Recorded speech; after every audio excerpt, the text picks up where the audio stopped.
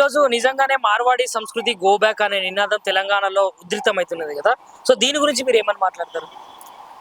Marwadi go back, Marwadi culture go back, Yes. Marwadi దోపిడీ go back, Marwadi ఆక్రమణ go back, వీటన్నింటినీ మేము సమర్థిస్తున్నాం. ఒకటి, నా పేరు doctor Jilakara Srinivasu, VCK party Telangana state ప్రెసిడెంట్ని, రచయితని, కవిని.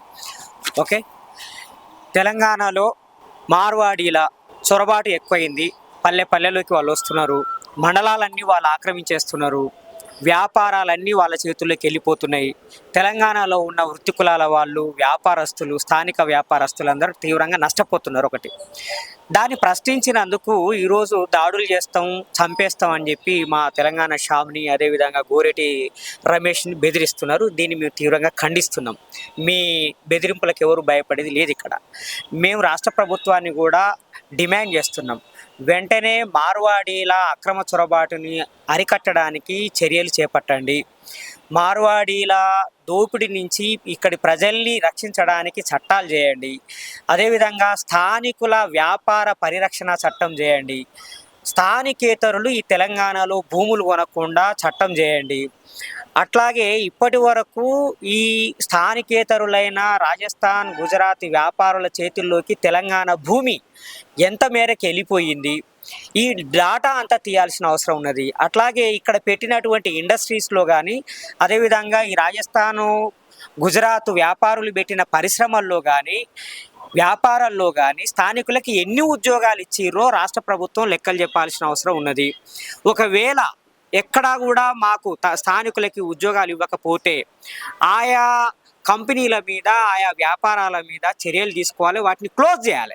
ఎందుకంటే తెలంగాణ వచ్చిందే నీళ్లు, నిధులు, నియామకాల కోసం.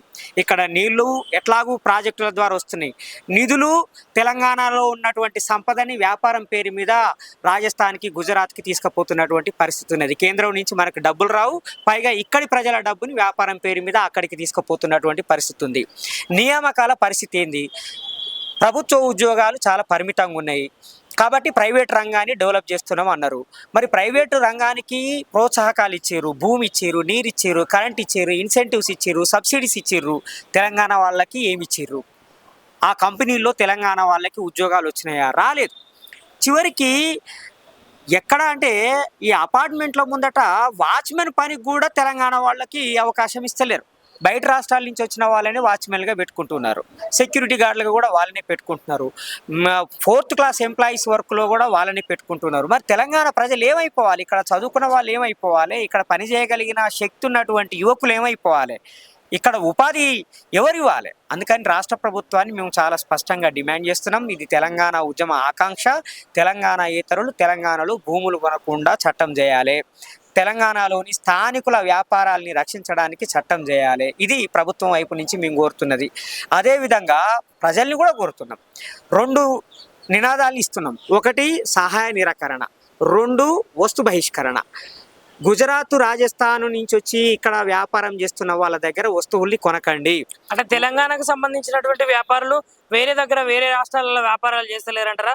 వాళ్ళు పొందుతలేరంటారా? మరి అక్కడికి ఇప్పుడు మీరు చెప్పేది ఏంటి? ఉదాహరణకి భీమండికి పోతారు, సూరత్కు పోతారు, అక్కడ పనిచేస్తారు. మా వాళ్ళు వ్యాపారాలు చేయరు. వాళ్ళ దగ్గర ఉన్న టెక్స్టైల్ మిల్లులలో మా వాళ్ళు కార్మికులుగా పనిచేస్తారు. ఇక్కడ తెలంగాణ టెక్స్టైల్ పాలసీ అనేది ఒకటి ప్రకటించారు. 2.5 లక్షల మంది వలస కార్మికులు వెనక్కి తీసుకురావడం అనేది దాని లక్ష్యం. దాన్ని సక్సెస్ఫుల్గా ఇంప్లిమెంట్ చేస్తే అక్కడికి ఎందుకు పోతారు మన వాళ్ళు? కాబట్టి బయటికి వెళ్ళినటువంటి తెలంగాణ వలస కార్మికులకు కూడా విజ్ఞప్తి చేస్తున్నాం. దేశంలోనే అత్యంత సంపన్నమైన రాష్ట్రం హైదరాబాద్, తెలంగాణ. ఇక్కడ అంతర్జాతీయంగా పెట్టుబడులు వచ్చి ఇక్కడ ఉన్నాయని అంటున్నారు. బయట రాష్ట్రాల నుంచి వచ్చి వలస కార్మికులు ఇక్కడ పనిచేస్తున్నారు. మీరు బయటికి ఎందుకు వలసపోతున్నారు? మీరు వెనక్కి రండి. ఇక్కడ తెలంగాణలో చాలా పనులు ఉన్నాయి, ఆ పనులు చేద్దాము.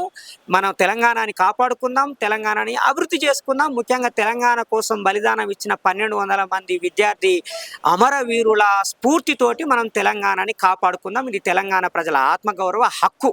లైక్ చేయండి, షేర్ చేయండి, సబ్స్క్రైబ్ చేయండి. మరిన్ని వీడియోల కోసం బెల్ సింబల్ పై క్లిక్ చేయండి.